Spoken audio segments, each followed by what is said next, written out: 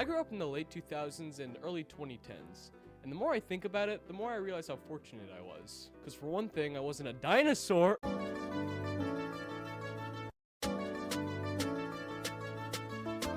And the internet was still pretty new. I mean, I watched a couple YouTube videos here and there, but I definitely wasn't an iPad kid by any means. I'm gonna try and find an example of what I saw my oldest cousin's kid was watching. A beer! Yay! Let's eat french fries! Okay, Danny! Whoopsies! I mean, how much more shameless can you really get? This YouTube channel is literally named Toys and Colors. You know, when I started making this video, I didn't think I was gonna go on a little rant about the current state of YouTube Kids content. But you know, sometimes I just gotta get it out of my system. Anyway, my main point in bringing all that up is that kids nowadays will usually just turn to the internet for entertainment, when the main thing that we had was cartoons. And as TV started phasing out and the internet started phasing in, it's starting to feel like I was part of one of the last generations that got to experience the golden age of kids television. I mean, it's kind of insane to think about all these shows that were running at the same time, and people will still find enjoyment out of revisiting them all these years later. I mean, you could turn the TV on, flip the channels, and you just keep getting peak after peak after peak after peak. I mean, so many of these shows impacted our childhoods in major ways, but I think there is one show that stands out above all the rest. That, of course, being SpongeBob SquarePants. It sure is nice driving my 2020 Chevy Silverado. Hi, Squidward. SpongeBob is actually a relatively older show compared to the other ones I just mentioned. Not to say it still wasn't every bit as relevant at that time. But what many people consider to be the golden era of SpongeBob, that being seasons 1 through 3 and sometimes 4, all those seasons, including 4, had already ended by the time I was even born. I mean, the episode I'll be talking about today was already 7 years older than me, which is very strange to think about because for me, those older seasons didn't feel dated at all. In fact, even as a kid, while I still watched some of the more recent episodes of the show, there was no denying to me that the early batches had something special about them. And with this video, I'd like to get into and analyze some of the major factors that contributed to the magic of early SpongeBob, and how the season 2 episode, Dying for Pie, exemplifies each one so perfectly. For those of you who haven't seen it, or at least not in a long time, the episode stars Squidward, who's forced by Mr. Krabs to give SpongeBob a gift for Employee Brotherhood Day. Much to Squidward's chagrin, he gives in to buying a homemade pie for SpongeBob. Little does he know that the pies aren't homemade, but that they were made in a factory, a bomb factory. They're bombs. But before Squidward got the chance to tell him, SpongeBob had already eaten it, and now Squidward feels compelled to do whatever SpongeBob wants for his last day on Earth, before he, explodes. A classic episode for sure, but what makes it a perfect example of what made early SpongeBob so special? Well, let's find out, starting with the cut.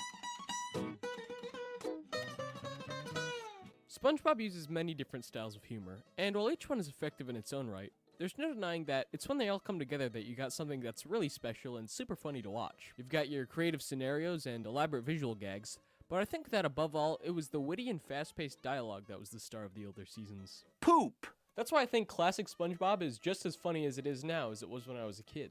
But it's also why I think that many newer episodes of the show just fall kind of flat. It seems like most often the main source of comedy nowadays is just, look, it's funny because he's making a funny face.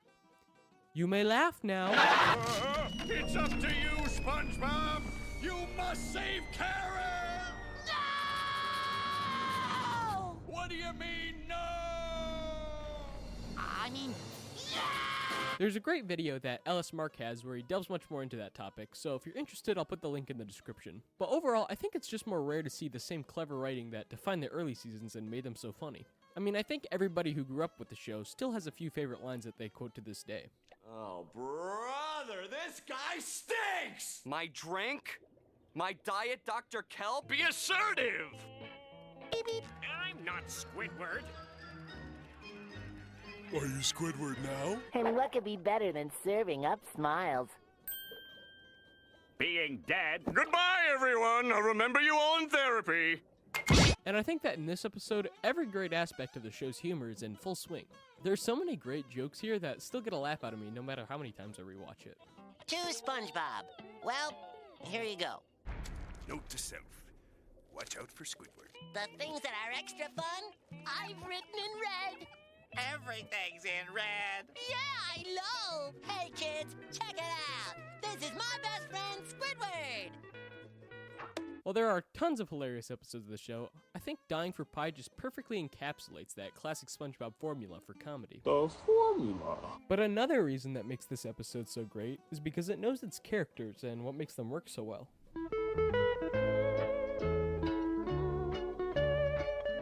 You know, I think one of the main reasons that SpongeBob started to fall off is because of the flanderization of its characters. And Harry Potter and all his wizard friends went straight to hell for practicing witchcraft. For example, look at the main three characters of the show, SpongeBob, Patrick, and Squidward. SpongeBob used to be an adult with childlike tendencies, but now it seems like SpongeBob is just a full-grown baby with characteristics that make him come off far more annoying than he ever did in the early seasons. And then you got Patrick, who used to be the well-meaning but still pretty dim best friend to SpongeBob. And he used to show more of a backbone than the naive SpongeBob of the early seasons ever did. And now he is just dumb. That is all. And finally, Squidward, who I think was definitely the most interesting character of the show, and it seems like he's been sidelined quite a bit and is now basically just the mean one. To be fair, I feel like I am making quite a few assumptions about the newer seasons of the show, but I'm basically just going off the things that I do know and what I've personally seen. If anybody has any disagreements or arguments against anything I'm saying, please let me know in the comments because I am curious. But as I was saying, it seems like early Squidward was a much more integral part of the show and had a lot more depth. He was still quite cynical in the classic seasons, but he was cynical for a reason. I mean, he had dreams. Dreams of quitting his dead-end job, becoming successful, and pursuing his passion for the arts. A passion that is quite often stifled by the other people around him. How about this one? I call it bold and brash. More like belongs in the trash. So, Squidward usually just dwells on his misery, which makes him the perfect foil to SpongeBob. Hi, I'm SpongeBob. Who, by contrast, always makes the most out of his situation. And it's not like they're living all that differently. I mean, they have the same job, live in the same city, and even live on the same street. Also, while we're on the topic, I just loved how Squidward's house was right in between SpongeBob and Patrick's. It really just symbolizes how Squidward was always getting in between whatever SpongeBob and Patrick were getting wrapped into. I mean, think about how lame it would have been if Squidward lived on the far left or far right. There would have been so many missed opportunities for storytelling. Okay, I'm getting really off topic.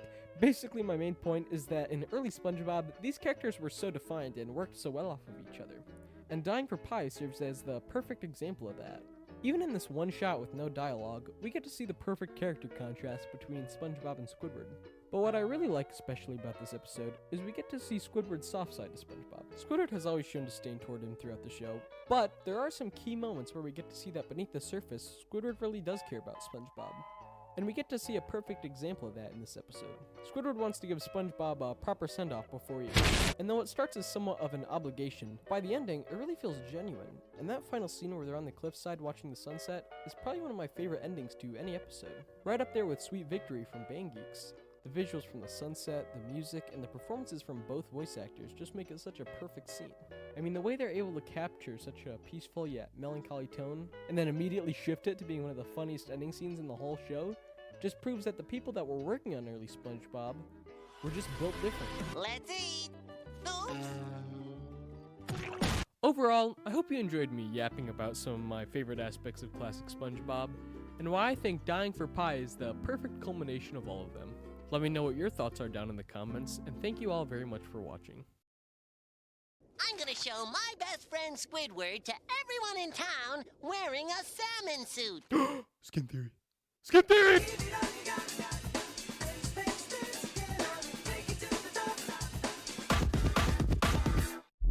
Giving you all that I got. I am what you not. This is not labeled as pop. Yeah, this is not labeled as pop. Yeah, we got this shit on our own. Yeah, I'm in my very own zone. Yeah, you better lower your tone.